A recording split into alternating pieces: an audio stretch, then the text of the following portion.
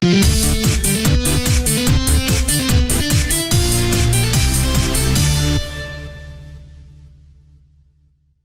don't get that many requests to talk about certain games, but of what I got, they've mostly been about Crash Bandicoot.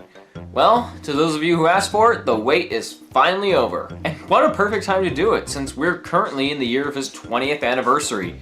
And I'm not sure if Sony has anything planned, probably not. I mean, I don't know, this upcoming E3, but I certainly have something planned.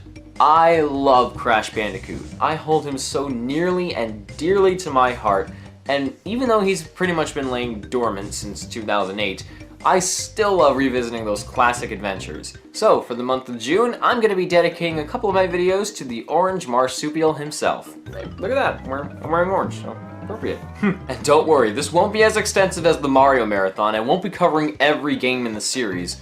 Instead, I'm only going to be talking about the first 3 Crash games released for the PlayStation. So, for those of you who wanted me to talk about games like Wrath of Cortex, Crash Twinsanity, Crash of the Titans, or Mind Over Mutant, then sorry, but not right now. Okay, I think I've gone on long enough. Let's dive right into the first game, the one that started it all. Once upon a time, there were 2 kids named Jason Rubin and Andy Gavin. Back in 1984, they founded their own game company called Jam Software, which 5 years later was renamed to Naughty Dog. That's right, Naughty Dog. As in the same Naughty Dog that gave us Uncharted, Jak and Daxter, and The Last of Us. Sure you didn't know that. Oh, you did? Oh. Moving on. After Naughty Dog made Way of the Warrior for Universal Interactive Studios, Vice President Mark Cerny signed them on to produce 3 more games for the company. Andy and Jason then decided to make a 3D action platform game, and gave it to Sony Computer Entertainment for them to publish on the console that would bring them into the gaming industry, the legendary PlayStation. Oh, so many good games! And I have to bring this up because I'm sure somebody's going to in the comments. Because the game was focused on an animal, and the camera was pointed at his rear, Naughty Dog jokingly referred to it as Sonic's ass game. That is the greatest name for any game I've ever heard. But it kinda made sense for Naughty Dog to do this with Sony, because Nintendo had Mario, Sega had Sonic, even Accolade had Bubsy the Bobcat. And by the way, I will never talk about that thing. So this kinda left Sony without a mascot of their own. And we all know what happened after that. That's what, Crash Bandicoot, the star of his own game, which came out on September 9th, 1996. I didn't have any Sony consoles growing up, so the only way I was able to play the original Crash Bandicoot games was by going to my cousin's house. They had the original Trilogy and a PS2 for me to play them on, but since then I only remember very specific moments from each game. The first level of Crash 1, a cutscene from Crash 2, and the title screen of Crash 3. And thanks to YouTubers like Some Call Me Johnny and especially Cat Icarus, my interest in the Crash Bandicoot series has skyrocketed. So much so that I bought the original Trilogy and a PS1 just to play them on. But the real question remains, how does the Bandicoot's first adventure hold up 20 years later? And what the heck is a Bandicoot anyway? And why would you tease us with that scene in Uncharted 4, Naughty Dog? That's just messed up! Okay, in the words of Maz Kanata, good questions for another time. Crash Bandicoot is a failed lab experiment who escapes from the clutches of the evil Dr. Neo Cortex and his henchman N. Brio. Cortex wants to make an army of enhanced animals to take over the world, which actually sounds kind of familiar somehow, but I digress. Crash's girlfriend Tana, some sick furry's dream come true, is next in line to get her brains tickled by Cortex's magic lasers, and now it's up to Crash to save her. This doesn't really mean anything, because when you rescue Tana in the end, she seems just fine. So did Cortex get distracted at some point? Was he hungry and just remembered to do something evil after coming back from his apparently long lunch break? Is he just slow?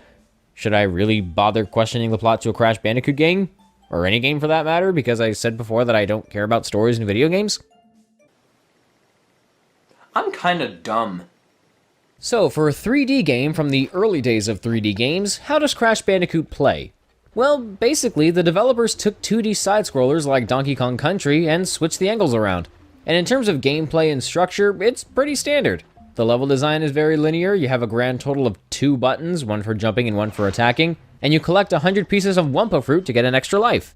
Now, lots of people have compared this game to another 3D platformer that came out at that time, that being Super Mario 64.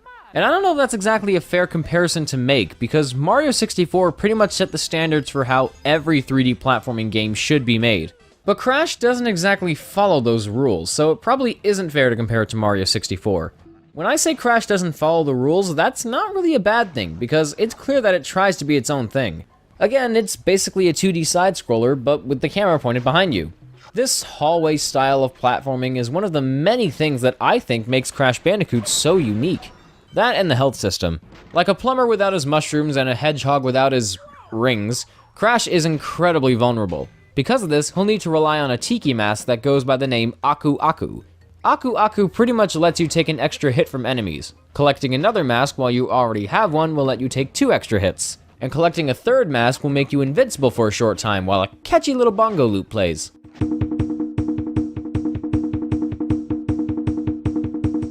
Somebody please make a GIF out of this.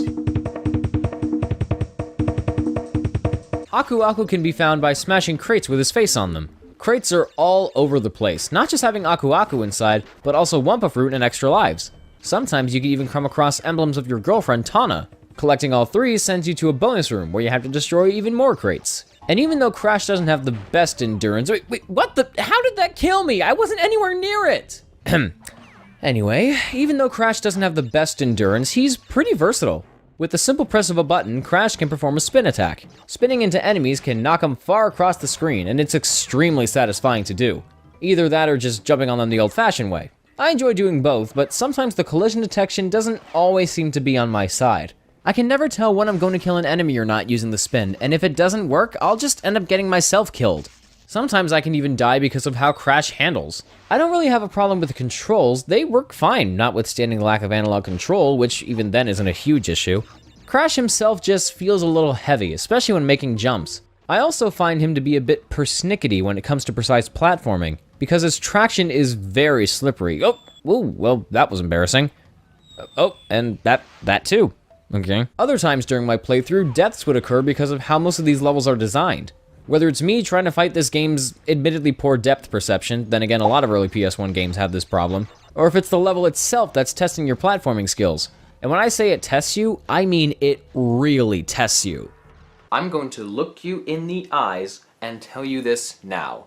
Crash Bandicoot is hard for so many different reasons. You have pretty eyes. I recall going through a similar thing with Yoshi's Island. The first few levels started out fine, but when I got farther, it started throwing just a bit too much at me, specifically when I got to the Lost City. Or was it Sunset Vista? Yeah, that's another thing about this game. A lot of levels look nearly identical. I know they all take place in a jungle, but I've seen tons of levels reuse the same gimmicks and aesthetics. The High Road looks exactly like the Road to Nowhere, Jaws of Darkness looks exactly like the Temple Ruins, both the boulder levels look the same. It's not really a huge issue, but it can be distracting. The most difficult thing about Crash Bandicoot, without a shred of doubt, is trying to complete it 100%. And I know what you're thinking, isn't going for 100% the hardest thing about any game? Well, yeah, but wait until you hear this. In order to get 100% in this game, you'll need to break every box in every stage, which in turn rewards you with that stage's gem. Sounds simple, right? Well, it's not. It's not. First off, you won't be able to break every box in specific stages without collecting gems from other stages. Once you grab a certain gem, a corresponding gem platform will appear in another stage, and here you can grab those boxes you missed. So there's a lot of backtracking involved, which in itself is already a chore. Second, you can't die. I mean, you can, but if you want to go for 100%, then don't do it. Why? Because when you die, all the boxes you broke reappear again. Even when you break the checkpoint box, which saves everything you did up to that point, except break any boxes you broke before that. Even when you go back to break all the boxes that reappear and then break every other box in the level, you won't get the gem and just go back to the world map. All because of those one or few times you died. Third, collecting gems and beating the bonus room that I briefly mentioned before are the only ways you can save your progress. They even made saving the game hard. So even to do something as basic as saving your progress, you have to break every box in a stage without dying and collect that stage's gem, or go through the bonus stage and break the boxes there without dying. So if you want to leave the game and come back to it later, you'll have an easier time using the game's password system. Speaking of which, the only way I was able to show every level and secret in the game was by using a super password that gives you all the levels and collectibles from the beginning. I've never completed this game 100%, nor do I plan to. That's it! I need a minute! Get over here, Comfort Penguin. Get over here. Oh, Comfort Penguin. Nobody understands me like you do. I guess the last thing to talk about are the boss battles. I don't really have much to say, honestly. They're just kind of there. Papu Papu's nothing special. Whoa, look at Crash's mouth. Ripperoo can be a little annoying with these TNT crates. By the way, TNT crates are bad. Koala Kong's kind of annoying, I guess. Pinstripe Potaroo's alright, and Brio's a lot easier than I remember. Even the final boss against Cortex isn't anything special. None of them are terrible, but I guess they lack a little bit of spectacle.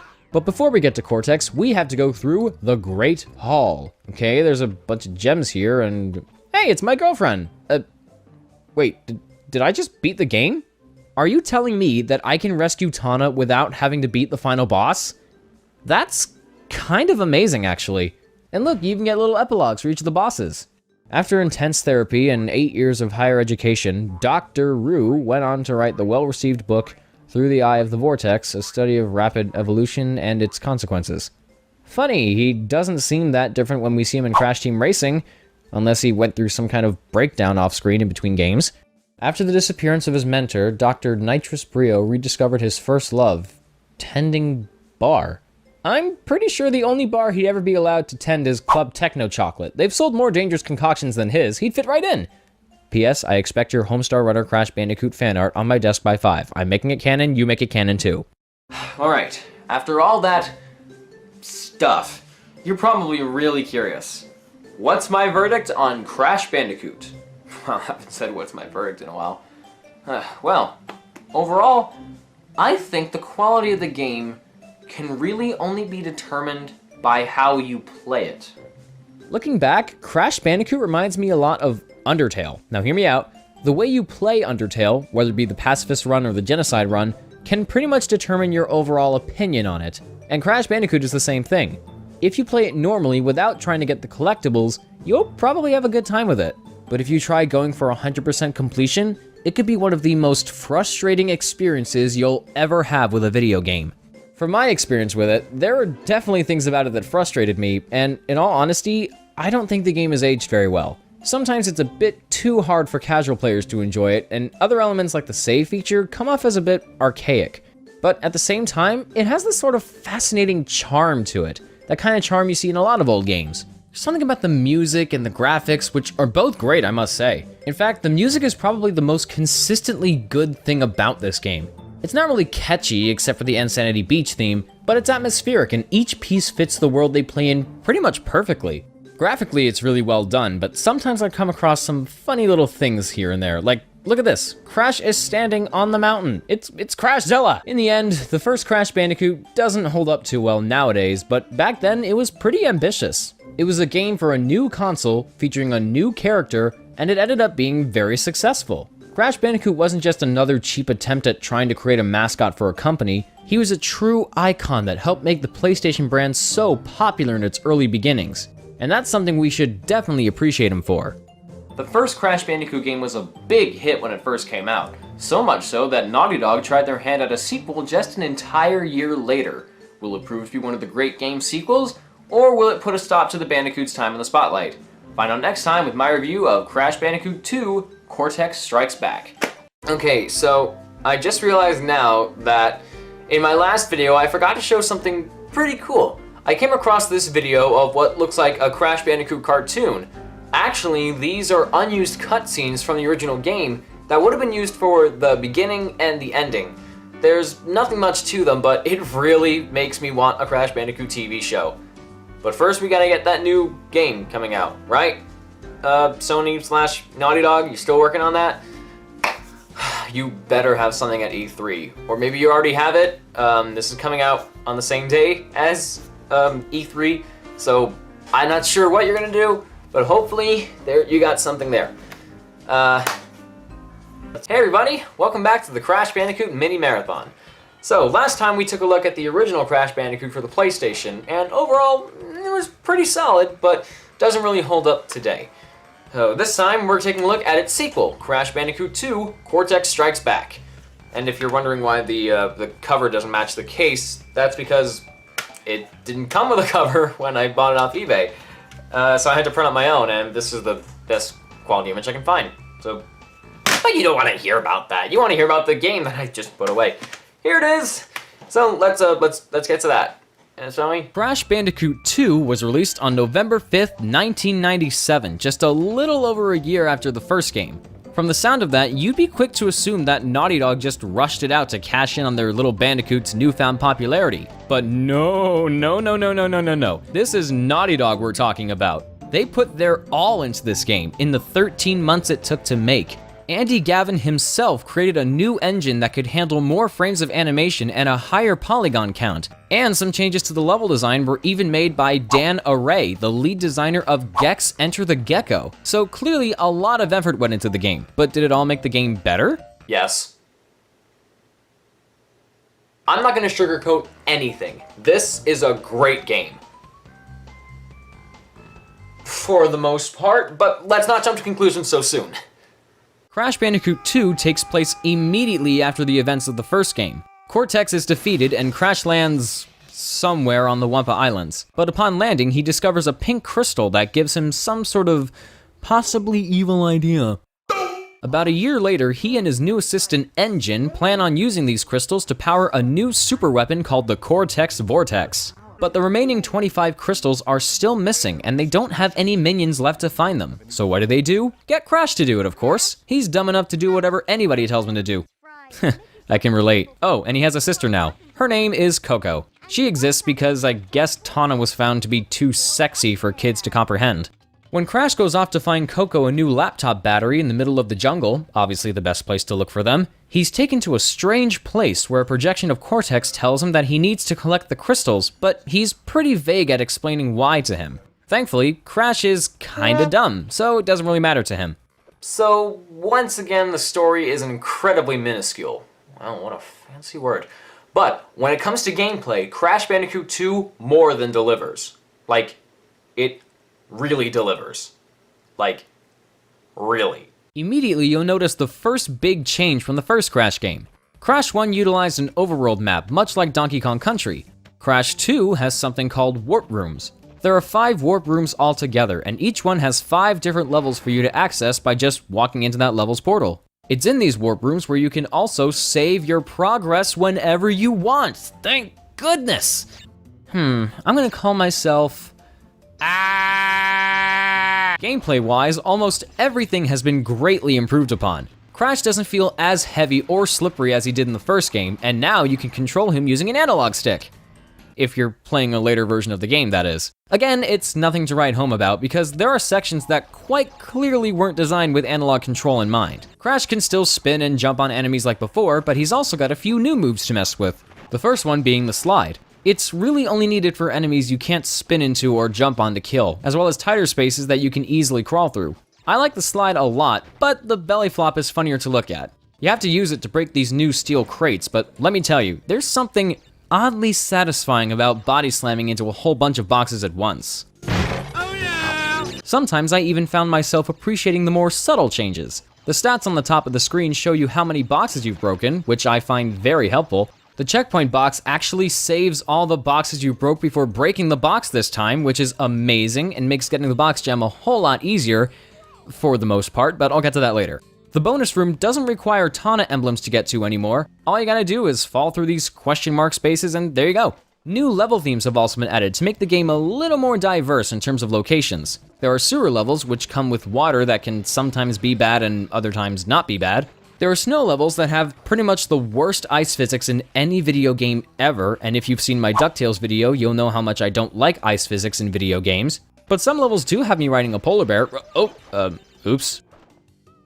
He's holding onto the polar bear as he's going up into the heavens. It's like, if I'm going down, I'm taking you with me. There are levels that introduce some new gameplay mechanics, like the waveboarding, which is awesome. There are the temple levels, which have statues that breathe fire. Never fun. And then there's the jetpack stages.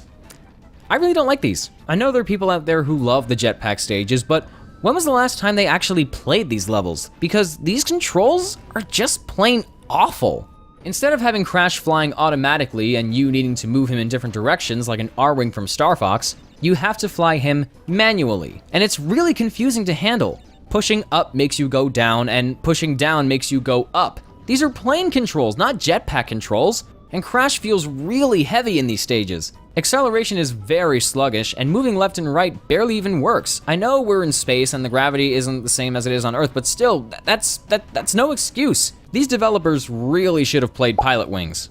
Alright, so Crash Bandicoot 2 has a lot more going for it than the first game. Not taking the jetpack levels into consideration, almost everything else has been made so much better. Note that I said almost.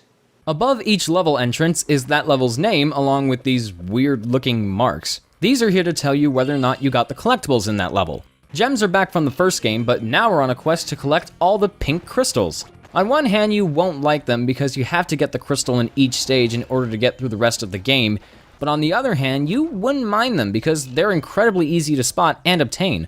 The gems, on the other hand, are a bit more obnoxious to get than they were in the first game. You still won't be able to get the box gem in one level without getting a certain gem in another level like before, but this time there are things you have to do to get gems that you wouldn't even think of doing, like in the first level, Turtle Woods. How is anyone supposed to know not to break a single box in this area to get the hidden gem without some sort of guide? On top of that, some boxes are even located in areas that require you to find warp points in places that, again, you wouldn't be able to guess, like the Staircase of Nitro boxes in the Bee Having level. These things, introduced in this game, are like TNT crates, but instead they kill you even just by walking into them. Ah! Jeez, gave me a freaking heart attack! Then there's the death route. If you manage to avoid dying in a level before reaching a specific spot, a skull platform will appear that will take you to the death route, where more boxes await their inevitable destruction. Then you'll get taken back to the normal route, but if you missed any boxes on that path because you took the death route, you'll have to go back and break them. It's like the issue with the checkpoint box in the first game, but only more annoying. This really doesn't become more noticeable than in the level Cold Hard Crash. Haas on Twitter made it especially clear that I should be cautious when going through this place, but I didn't try breaking all the boxes in this level, so I can't properly explain what it's like. If you watch Some Call Me Johnny's review, he'll explain it better. I just wanted to give Haas a shout out.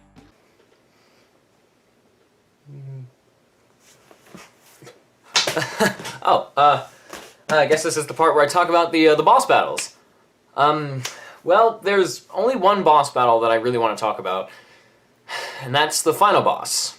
You know how I said I hated the jetpack levels? Well, you know what would be great? If we use this for the final boss. Yay! I'll give him credit for adding a little more spectacle to the Cortex fight, but boy, do I hate this boss. You have to fly into Cortex to hurt him, but there are all these meteors in the way, and at first I thought I had to spin into them to launch him at Cortex, but nope, they just slow you down. I got so frustrated with this boss that I had to get my brother Mike to do it for me, and you know what? He actually beat him! I don't know whether to feel grateful or embarrassed. So because I got all the crystals, Cortex is technically defeated, but because I didn't get all the gems, his super weapon is still intact. Brio has secretly been developing a laser that needs the power of the gems to destroy Cortex's machine, but wait, didn't the first game imply that he became a bartender? Why does he suddenly hate Cortex now? Was Cortex taking all the credit for Brio's inventions or something? Ah, forget it. Boy, that was quite an experience. So, overall, what's my verdict on Crash Bandicoot 2 Cortex Strikes Back? Well, I definitely enjoyed it more than the first game, but there's still one big issue that carries over from the first game, and that's the difficulty. Crash Bandicoot 2 is really hard. Not just going for 100% completion, but even trying to play the game normally can be tough. Lots of moments where I got close to cracking my controller in half, lots of levels where my death count reached the double digits, issues with enemy placement in combination with very tight and precise platforming. In a way, the difficulty was boosted just a little too much. But you know what? Despite how frustrating the game got, I still enjoyed playing it. It's kind of like my love of Contra. In fact, it's pretty much exactly like my love of Contra. Contra is a very difficult game, but I don't let it ruin my enjoyment of the game because of how well designed it is. Crash Bandicoot 2 is on the same case. It's tough, but it's great fun. And once again, the music and the graphics are consistently great throughout. The character models are more defined and have better animations, and the backgrounds are much more varied and eye-catching. The music is a bit more catchy than what the first game had, but again, it works better on an atmospheric level. Still not a bad thing, however, because this soundtrack is awesome. And that's pretty much how I can describe Crash Bandicoot 2 as a whole. It's awesome. Sure, it has its moments that really aggravate me, but thanks to its great controls and a whole bunch of other things, it's definitely something I can recommend to anyone looking for something to add to their PlayStation collection, if they haven't done so already. So even though the Crash Bandicoot formula is still a little rough around the edges, Naughty Dog finally found a winning formula with their little mascot. I don't know why I think that's really weird. So, if they can make a game that's better in almost every single way within a year, let's see what they can do in only 10 months. Next time, we're finishing the Crash Bandicoot Marathon with Crash Bandicoot Warped. Hello, welcome back everybody. Well, it's official. We've reached the end of the Crash Bandicoot Marathon. But that's okay, because we're ending with my favorite Crash game in the entire series, Crash Bandicoot Warped. I've heard people say the second one was the best, and I've even heard people say that Crash Twinsanity is their favorite Crash game. The second one I can understand, but Twinsanity? Really? I mean, it's okay, I'm not judging anybody for liking it, but that's a really odd choice. Besides, have you even played Crash Bandicoot Warped? This game is amazing! Especially considering how long it took to actually make the game, and all the new stuff they added. 2 months after Naughty Dog came out with Crash Bandicoot 2, they started working on the next one. There wasn't much I could find in terms of development. If I remember this correctly, Crash Team Racing was meant to be the third game in Naughty Dog's contract with Universal, but at some point it became something completely different, and instead, Naughty Dog decided to stick with the platforming genre. As you'd expect from the guys over at Naughty Dog, they treated Crash Bandicoot 3 like it was a newborn baby child, with passion and care, and feeding it with programming commands until it's in the hands of other people and sold on the internet about 10 years later. What, you mean you've never done that to a baby before? I don't want to know how you're raising your kids. Anyway, the developers made 3 new gameplay engines for Crash Bandicoot 3, while also incorporating the engine from Crash Bandicoot 2. The new engines allowed for new gameplay mechanics like riding on a motorcycle or a jet ski or even piloting an airplane. With all their efforts combined, the team managed to churn out Crash Bandicoot 3 in time for its release on November 4th, 1998. Yeah, an entire year after the last game. And remember, Naughty Dog started working on the game in January 1998, so that means Crash Bandicoot 3 was in development for 10 months. Nowadays, it probably doesn't seem like a big deal, but back then, coming out with a sequel to an already popular game and having it be just as good, if not better, in less than a year was something unheard of. Popular franchises nowadays get a new game every year, and more often than not, it's pretty much the exact same game over and over again with little to no differences whatsoever. Call of Duty! Call of Duty! Call of Duty! Sorry, I have allergies. So for a company like Naughty Dog to come along and actually manage to make each game different and consistently better was beyond admirable.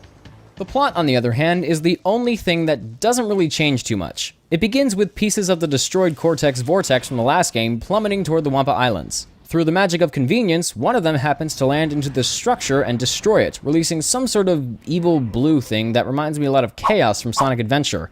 Actually, the Tiki structure draws some other comparisons to that game, but that's conspiracy for another never! Meanwhile, thousands of miles away, or however far away it is from there, Aku Aku senses that the evil blue thing that was freed might be his twin brother, Uka Uka. What, his twin brother is some blue goopy stuff? How bad can it be? Whoa! Okay, that's actually kind of terrifying. But what was up with that blue stuff in the opening? Whatever. Uka Uka's mad at Cortex for failing to follow his orders for the past 2 games. So apparently Cortex has been working for Uka Uka this entire time, which means all that stuff about genetically experimenting on animals to make an army of slaves to take over the world and tricking Crash into collecting crystals for them to power the Cortex Vortex and use it to take over the world, that was Uka Uka. I'm not sure how he was able to give Cortex these orders while being trapped in that Tiki statue for so long, but I don't care. Do you need me to analyze it? No, that's okay. Oh, very well. By the way, what should I do with this? Ugh, get rid of it! Damn it! I can't believe I'm gonna put you 2 on t-shirts. So Uka Uka plans on using a time-twisting machine invented by Entropy, who looks a lot like the genie from Aladdin, to gather the crystals once again to do something evil, I guess. Now it's up to Crash and his little sister Coco to travel through time into several different locations and get the crystals before the bad guys can do so. As usual, it's nothing too complicated, but it's nothing that you should think too hard about. Because this game revolves around time travel, some of you are probably expecting me to make a Doctor Who joke. Well, sorry, but not this time. Not all my followers are Whovians, so for them, I'm gonna pass on the jokes for today. Alright, let's get to the gameplay. Now listen very carefully, my concentration may go again at any moment. Shoot! I love the show so much I make references to it when I'm not trying to! Ugh. Oh well. I'll see. If you're getting into this game right after Crash Bandicoot 2, you'll definitely notice a lot of similarities. The warp rooms are back, but this time it's only one warp room with 5 areas and 5 levels plus 1 boss battle per area. Once every single level in an area is beaten, the next area opens up. And you can still save your progress whenever you want, so the concept of accessing levels is a bit simpler, which I like. Crash controls and handles just as well as he did in the second game, and whatever he can do in Crash 2, he can do just as efficiently in Crash 3. Jumping, spinning, sliding, belly flopping, he came prepared. This time, the developers seem to have taken a note from Mega Man, because after beating the bosses of each area, Crash is rewarded with a new ability. Every single one of them is awesome. The Super Belly Flop destroys more boxes that are nearby, the Double Jump needs no introduction, the Death Tornado Spin lets you spin longer, the Crash Dash makes you run faster, and do I really need to explain why I love the Fruit Bazooka? It's a bazooka that shoots fruit! These guys in the Arabian stages that throw firebombs down at me, I can use this thing to give them a taste of my cold-blooded, fruity, delicious rage, yeah! But Crash isn't the only Bandicoot to be in the spotlight this time. Crash 3 marks the playable debut of Coco! And she can't really do anything. She takes over the animal riding levels, this time riding on a cute little tiger named Purah, and there are other levels where you can play as her, but she doesn't have any attacks like Crash does. She's pretty much confined to a tiger, a jet ski, and an airplane. Speaking of which, this brings me to the myriad new game mechanics. Crash Bandicoot 2 had the waveboarding, but Crash Bandicoot 3 has animal riding, scuba diving, motorcycles, jet skis, and airplanes. There's a lot more variety to the levels because of all the new mechanics, and not only that, but they're all just plain fun. Shooting down planes, speeding past pirate ships on the high seas, riding on a tiger across the Great Wall of China, and a dinosaur in the prehistoric era. Wait, Crash is riding a dinosaur? A green dinosaur? Yep, that's Yoshi. In fact, kinda looks a lot like Yoshi from the Super Mario Bros. Movie. And don't worry, I'll get to that eventually. Now I'm sure some of you are thinking, how do these mechanics make sense within the context of the game itself? Well, to all 0 of you who are thinking that, might I remind you that this game is about time travel. As a result, there's a wider variety of locations. There's the aforementioned Great Wall of China in prehistoric era, but there's also a medieval setting, a 1950s highway, a sort of Arabian-looking town, and even the depths of the ocean. I'm not sure which time period that's supposed to be confined to, but still pretty cool. Which reminds me, you know how I pointed out the repeating aesthetics and level design from the first game? Well, one thing I forgot to mention in my review of Crash 2 is that it kinda had the same problem. Crash 3 is still sorta guilty of this, but the way it gets around it is actually very clever. Just have later levels take place at later times in the day, like at dawn or at night. It's still the same place, but I really like how it looks like as if time has actually passed since you've been there. You know what, the motorcycle levels might not actually be that great. Seems random to jump to those, I know, but I'm terrible at segues. The motorcycle levels are cool, but the bike itself is only the tiniest bit heavy, which can make turning a little tough. But anything is better than the jetpack stages from Crash Bandicoot 2. Since I'm jumping around so much, let's get straight to the boss battles. These are probably my favorite boss battles in this series so far. They're different, their attack patterns are consistent, and the way they taunt you levels before reaching them makes you feel even more accomplished when you actually beat them. I still don't like the final boss though. It's not as frustrating as the final boss in Crash 2, but it took me a bunch of tries to get the patterns down. And both Aku Aku and Uka Uka fight during this battle, so I have to avoid getting caught in the crossfire. Yep! I need a minute! Get over here, come! Comfort Penguin?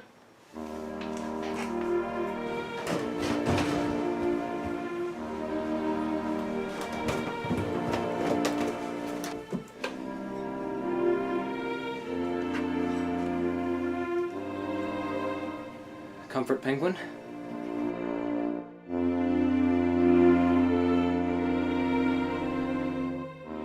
Oh, hello, Mark. I'm guessing you want a hug.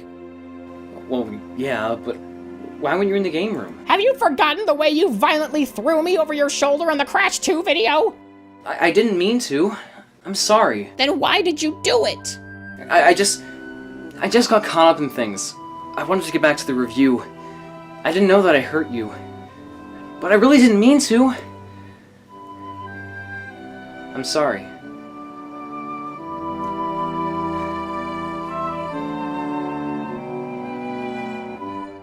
No, I can't stay mad at you. Thank you, Comfort Penguin. No, thank you. Wait, aren't you still doing a review? Oh yeah, I forgot.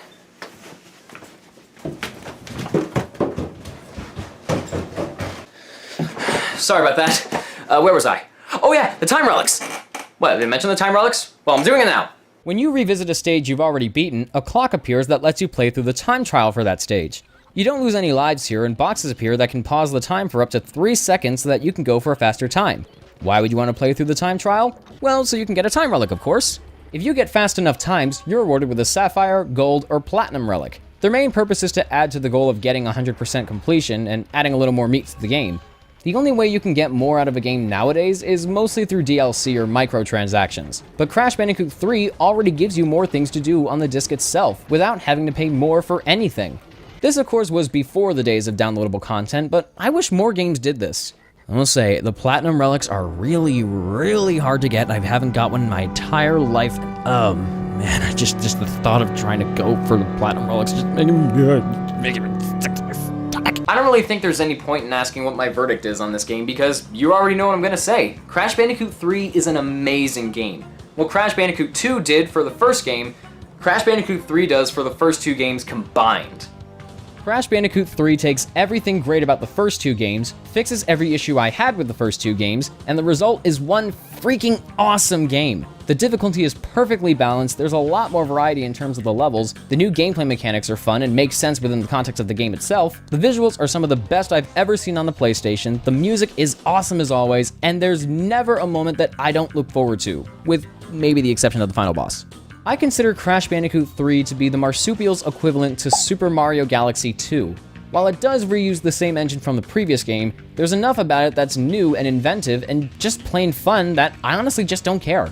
Concerning both games in particular, it would have been a crime if each of them tried to do something drastically different, especially since their predecessors were already so successful. If it ain't broke, don't fix it, you know? Even Jason Rubin realized this. He said, and I quote, "Were we to abandon that style of gameplay, that would mean that we would be abandoning a significant proportion of gamers out there. It's like going from Paper Mario the Thousand Year Door to Paper Mario Sticker Star. There was too much that was different about it to draw in the hardcore Paper Mario fans, and the changes that were made just weren't good. I'd complain about it more, but that's not what this video is about." Thankfully, with everything it changes from the first 2 games, Crash Bandicoot 3 isn't just my favorite game in the series, and not just my favorite game on the PlayStation, but it's right up there with Super Mario World as being one of my absolute favorite video games of all time. Oh yeah, I guess I should talk about this. That's right, Crash Bandicoot 3 actually comes with a demo for Spyro the Dragon. Apparently Naughty Dog was working in close proximity with Spyro creators Insomniac Games, and they became pretty good friends. So I guess that's why they put a Spyro demo on the Crash 3 disc.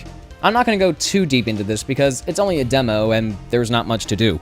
I've never played a single Spyro game in my life, so this was technically my first exposure to Spyro. And honestly, I'm not digging it that much. It's mostly the controls. Spyro just feels a bit too sluggish for my taste, and sometimes I found myself struggling to glide. But I like the visuals, it's a very nice looking game, and hey, it's Carlos Alazraqui voicing Spyro. You know, Carlos Alazraqui, the voice of Laszlo from Camp Laszlo, Mr. Crocker from Fairly Odd Parents, Monroe from The Life and Times of Juniper Lee. Does anyone remember that show? I remember it being a really good show. Never mind. If anyone's hoping I cover Spyro the Dragon anytime soon, you're gonna have to wait a little longer. The demo hasn't completely won me over, but if the other Spyro games are better, I'll probably give it a shot sometime in the future. But the odds of that happening are very slim. I won't be trying to avoid Spyro at all, I'll just get to him when I get to him. Going back to Crash, I gotta say, this was really fun to do. Sure, he might not have gotten to all of his adventures, but really, the purpose of this marathon was to show you just how great Crash Bandicoot games used to be. And whenever he may finally climb out from the pits of mediocrity, I'll be ready for whatever the Bandicoot tries next. Heck, he's gonna be a playable character in Skylanders Imaginators, and even the original PS1 trilogy is getting remastered for the PlayStation 4. So maybe his future doesn't look so bleak after all. With that said, this is Mark, aka... Wait. I just realized I don't have a game to review for next month. Isn't there another popular franchise that's making a comeback soon? You know, preferably one in movie form with a female cast or, you know, Maybe something based on a movie from the 80s. You know, specifically one written by Dan Aykroyd and Harold Ramis. Yeah. You know, maybe like something about busting ghosts, or I mean, isn't there like a...